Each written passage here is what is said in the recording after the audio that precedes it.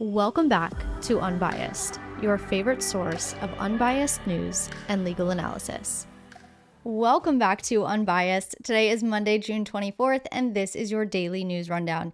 If you're watching this on YouTube, you may notice my outfit is a little different than my usual go-to. First time since I started doing video, actually, but that's because this week is a special one. My limited edition Unbiased hats are going on sale Wednesday night at 5 p.m. If you're a Patreon member or you've subscribed to my email list, you will get a code with the code will grant you early access, essentially. I'll either be sending that out Tuesday night or Wednesday morning.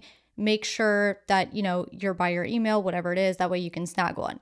The website is unbiasedshop.com if you want to keep it on your radar. I will be giving you these updates throughout the week, so you'll be ready to go once the drop is live, but that is the link to the site if you're interested. All of the links you need to either get early access or just stay ready for the launch are in this episode description. So you'll find my Patreon link, my email subscription link, and then also the actual merch website link in this episode description. So everything can be found there, but without further ado, let's get into today's stories. Starting off with an update to a story from last week. One of the bigger stories last week was about this new law out of Louisiana that requires the 10 Commandments be posted on classroom walls. And I followed that story up with a bit of a constitutional analysis on Thursday.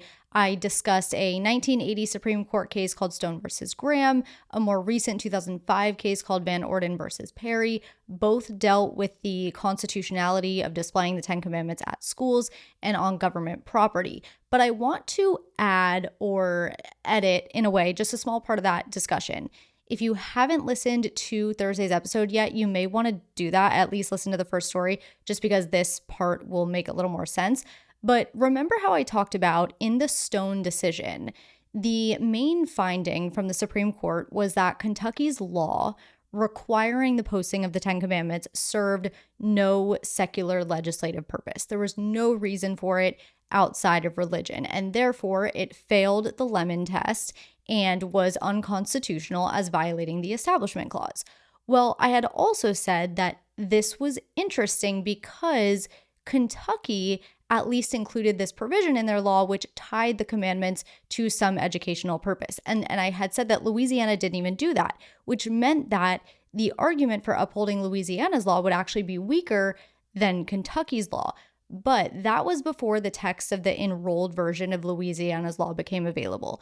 And now that we have the full text of Louisiana's law, we can tell that Louisiana knew exactly what they were doing. They're familiar with the precedent in Stone. They're familiar with the precedent in Van Orden. They tailored their law accordingly. In other words, Louisiana lawmakers knew that they better really tie in educational purpose to have a solid chance at their law being upheld, right? Because that's what the court in Stone said. So keep in mind, Kentucky's law, which was struck down, required that under the 10 Commandments, there would be text in small print that said, quote, "The secular application of the 10 Commandments is clearly seen in its adoption as the fundamental legal code of Western civilization and the common law of the United States," end quote. This was Kentucky's attempt at trying to tie in the display of the 10 Commandments to a secular legislative purpose. But the Supreme Court said that wasn't enough. So here's what Louisiana's law says. What Louisiana's law says is this, quote, "The 10 Commandments shall be displayed with a context statement as follows. The history of the 10 Commandments in American public education. The 10 Commandments were a prominent part of American public education for almost 3 centuries. Around the year 1688, the New England Primer became the first published American textbook and was the equivalent of a first-grade reader.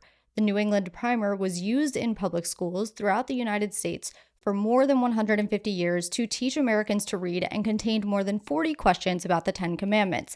The 10 Commandments were also included in public school textbooks published by educator William McGuffey, a noted university president and professor.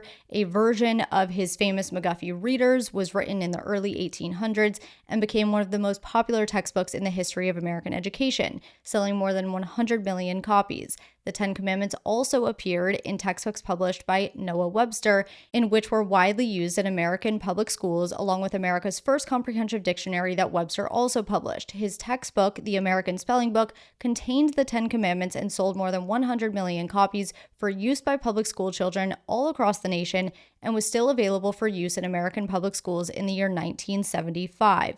End quote.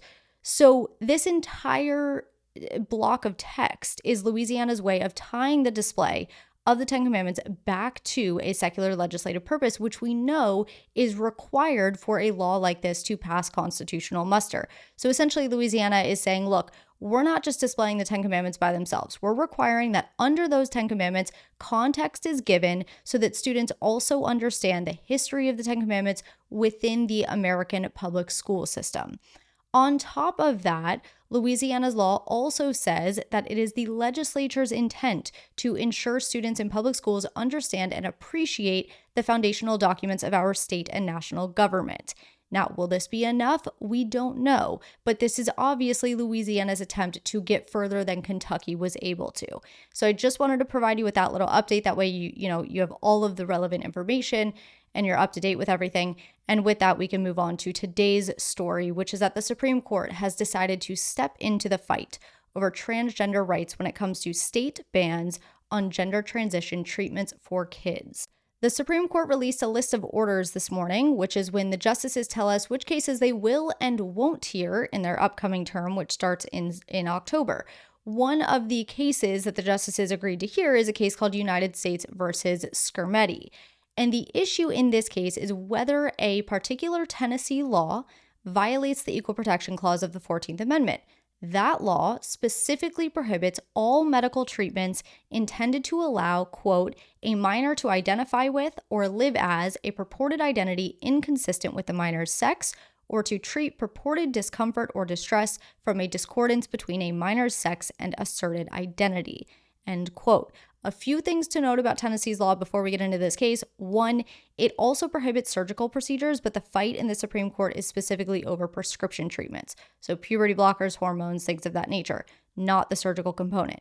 Two, there is no caveat in Tennessee's law for parental consent. It's just a categorical ban on all treatments, whether or not a parent consents to it. This is obviously a little different than some other state laws we've seen, which allows for treatment if the parent or guardian signs off on it.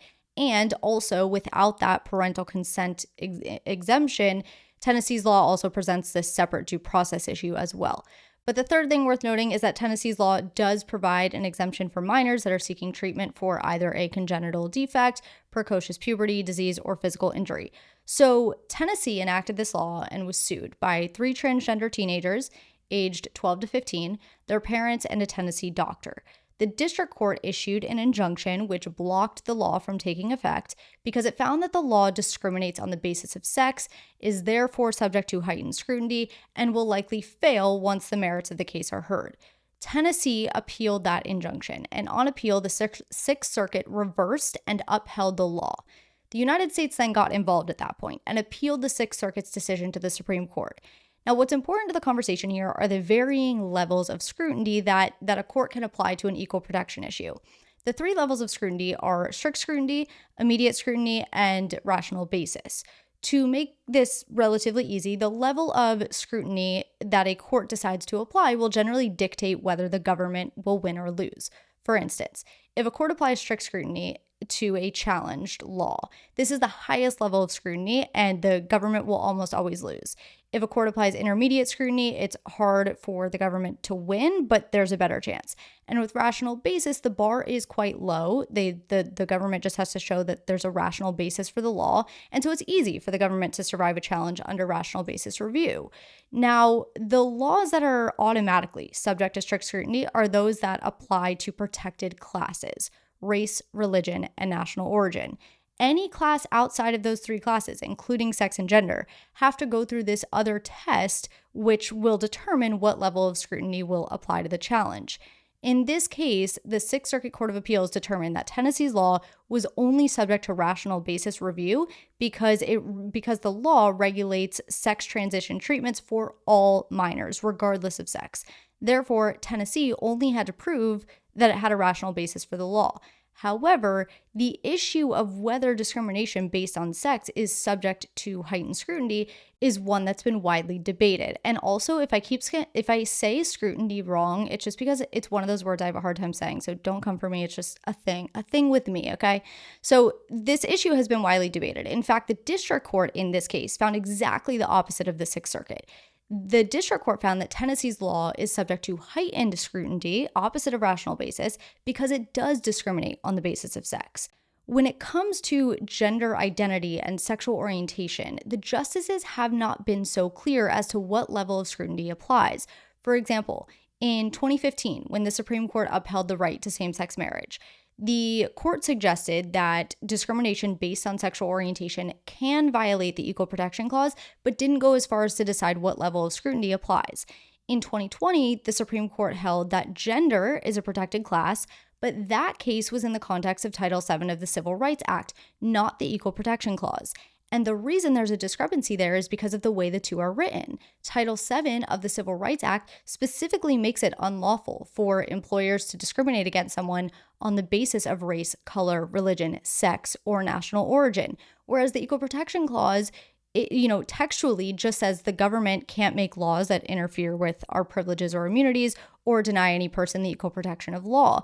However, over time, precedent has evolved and national origin, religion, and race have become these defined protected classes under the Equal Protection Clause, but the court has not yet decided whether laws that discriminate based on gender identity and sexual orientation are subject to heightened scrutiny. So in the court's 2020 decision in Bostock, the majority said that discriminating against an employee based on which gender they associate with is discrimination based on sex and therefore is unlawful under the Civil Rights Act. However, this ruling doesn't automatically extend to the Equal Protection Clause, meaning just because discriminating against sexual orientation or gender identity in the employment setting is unlawful doesn't automatically mean that gender identity and sexual orientation are protected classes under the Equal Protection Clause and therefore subject to heightened scrutiny. So all of this to say that when the justices do hear this case next term, sometime in the fall, it's going to come down to whether they apply heightened scrutiny to this kind of law. Because if they do, Tennessee's chances of success are low. But if they don't, Tennessee has a high chance of success. But the first question the court has to answer is whether the law even discriminates on the basis of sex. Because answering that question will guide them in what level of scrutiny to apply. I will say this, though. We do have an idea as to where at least two of the justices stand on this issue because of the 2020 Bostock decision. Justices Alito and Thomas dissented from the majority in Bostock because they disagreed that sexual orientation and gender identity fall within the classification of sex, which entitled them to heightened scrutiny under the Civil Rights Act. So we can imagine that when this does go before the justices, even if the justices determine that the law does discriminate on the basis of sex, Justice Alito and Justice Thomas are going to say that only rational basis review applies here because they don't agree that gender identity and sexual orientation are, fall within the classification of sex. And what that means is that those two justices are likely to uphold Tennessee's law because the bar is so low when it comes to rational basis. But when oral arguments do eventually take place, I'll go into much more detail as to the arguments on both sides, which way the justices seem to be leaning on the issue. I just kind of wanted to give you a preview into what the law says and what the actual issue is before the court and what prior precedent tells us about this issue. Before we finish the episode with quick hitters, I do briefly want to address this rumor, so to speak, about women having to enlist in the military and men having to automatically register. Not sure if you've heard it, but basically I've heard from enough of you, so I'd imagine a lot of people have. Basically, there's this storyline that the National Defense Authorization Act is going to require women to register with the Selective Service and require men to be automatically registered if between the ages of 18 and 26. So here's the deal. The National Defense Authorization Act is passed by Congress every year. Its purpose is to provide policy to the Department of Defense and guide the military and national security funding for the next fiscal year. And how it works is the House and Senate come up with their own versions of the bill separately. each chamber has to approve and pass their own version. So a Senate committee comes up with one proposal, it then has to pass the Senate floor. A House committee comes up with another version, it has to then pass the House floor. Then, once they've each passed their own version, they get together and come up with one single version that they can both agree on. And we know that that's difficult. And that is what is ultimately passed and sent to the president's desk for signature. So just recently, the House passed its own version of the bill. In the House's version, there's a provision that would automatically register eligible men between the ages of 18 and 26 in the Selective Service System, which is the database of registrants in the event of a military draft. Now, according to the Congressional Research Service, 41 states and Washington, D.C. already have legislation that automatically submits selective service registration when men who are legal permanent residents of the United States get their driver's license, permit, or other form of ID. So this isn't necessarily a new idea. Currently, under the Military Selective Service Act, which is the federal law that determines all of these things, most men are required to register at the age of 18. But what the House's version of the bill would do is amend that act to automatically register eligible men without those men having to take any action. However, and this is the most important point to make, this provision is not included in the Senate's version of the bill. So it's a long shot for this provision to make it into the final bill. Similarly, the Senate's proposed version of the bill would amend the Military Selective Service Act to require women to register. Note, though, again, this provision is not in the House's proposed bill, and the Senate has yet to pass their bill even on the floor. So again, long shot that it even makes it into the final version. I do want to also mention that this proposal specifically, women having to register, it's been submitted multiple times. In fact, every year since 2021. I mean, that's only a few years, but it's been proposed every year since 2021. It's never made it into the final version. So that's what you need to know about the National Defense Authorization Act proposals, and I really hope that that cleared up any confusion.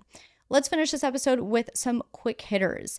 The FBI released its annual active shooter incidents report today, which shows incidents were down 4% in 2023 compared to 2022, but were up 60% when compared to 2019. So here are the numbers for the last 5 years. 2019, 30 active shooter incidents. 2020, 40 incidents. 2021, 61 incidents. 2022, 50 incidents. And 2023, 48 incidents. This report is done every year as a result of the Investigative Assistance for Violent Crimes Act of 2012, which led the FBI to look into active shooter incidents since 2000 and every year going forward. According to a new Customs and Border Protections report, officials encountered 170,000 people in total in the month of May, 117,000 of which were between lawful ports of entry. May was the lowest month of the 2024 fiscal year, which began October 1st and ends September 30th. The highest month of the fiscal year so far was December 2023, in which officials encountered 301,000 people. Despite the decrease in numbers in the month of May, though, the encounters are on track to pass 2 million for the third year in a row. In some other news, Kremlin spokesperson Dmitry Peskov seemed to warn the United States of consequences following a Ukrainian missile strike on Crimea using US-made rockets. Peskov said, quote, "Of course, the involvement of the United States of America in hostilities, direct involvement in hostilities that result in the death of Russian civilians, this, of course, cannot but have consequences. What exactly, time will tell." End quote. This isn't the first time the Kremlin has issued a warning to the United States for providing Ukraine with weapons and assistance, though. That is what I have for you today. Thank you so much for being here. Have a great night. Stay tuned for Wednesday when the hats drop. You are not going to want to miss it. I will be back with you tomorrow for another daily news rundown.